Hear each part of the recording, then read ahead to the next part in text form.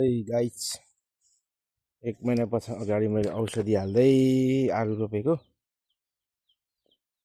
अहिले रोपिराखेर औषधि हालेर घुमेर डुलेर 1 महिनापछि आउँदाखेरि त यस्तो भयो निस्केछ त लु। ल गाइस हेर्नुहोस् है मेरो आलुबारी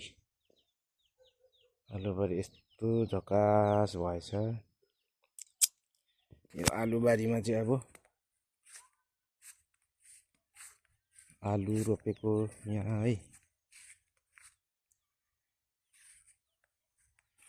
त्यसपछि यता तोरीबारी है।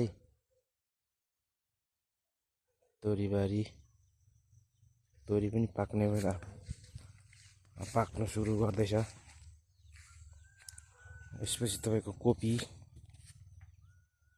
कोपीबारी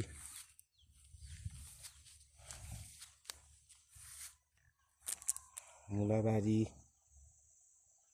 यस्तै ल है गाइस। चट्टसँगले सेयर गरिदिनुहोस् है मेरो खेतीबारीलाई, कमेन्ट गरिदिनुहोस् है मेरो खेतीबारीलाई चट्ट पारेर है गाइस।